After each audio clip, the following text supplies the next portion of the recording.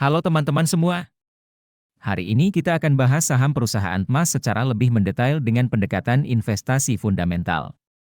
Ayo kita mulai.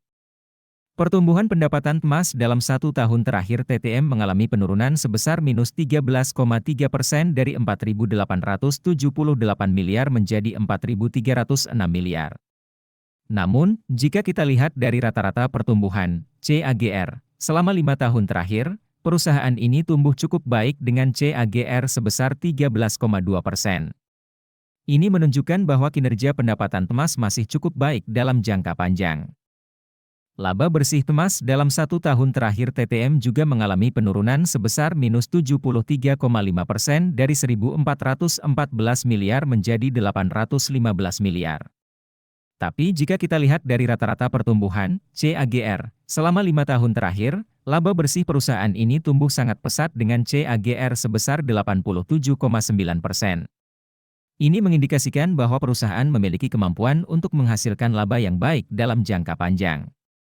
Dilihat dari profitabilitas, emas mengalami penurunan pada gross profit margin dari 36,2% menjadi 25,9% dan net profit margin dari 29,0% menjadi 18,9% pada tahun ini.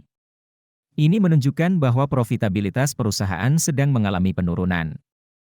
Posisi return on asset (ROA) emas juga mengalami penurunan dari 31,0% menjadi 19,2% dan return on equity (ROE) dari 62,5% menjadi 31,2%. Meskipun masih di atas 10%, penurunan ROA dan ROE ini mengindikasikan bahwa efisiensi perusahaan dalam menghasilkan laba sedang menurun. Dari sisi kesehatan keuangan, emas memiliki debt-to-equity ratio yang cukup rendah, yaitu dari 0,5 kali menjadi 0,3 kali. Ini menunjukkan bahwa perusahaan memiliki struktur modal yang sehat dan kemampuan yang baik dalam mengelola hutang. Jika kita tinjau dari skor kerangka investasi fundamental Warren Buffett, emas mendapatkan 5 poin dari total 6 poin. Ini berarti perusahaan ini termasuk dalam kategori yang baik untuk diinvestasikan. Untuk melihat penjelasan detailnya, kalian bisa download aplikasi investor yang linknya ada di deskripsi video ini. Nah, sekarang kita akan membahas bagian yang paling ditunggu-tunggu, yaitu valuasi saham emas. Valuasi adalah proses menentukan nilai wajar dari suatu saham.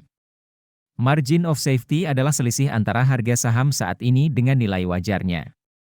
Semakin besar margin of safety, semakin baik untuk investasi jangka panjang.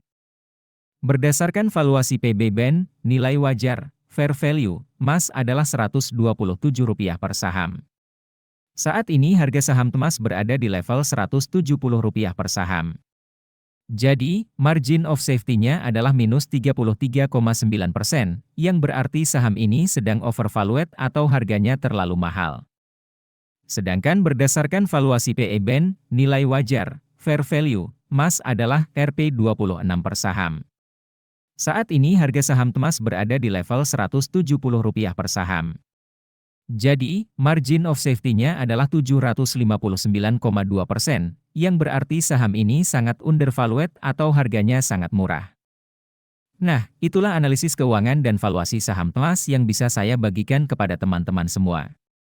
Ingat, keputusan investasi tetap ada di tangan masing-masing.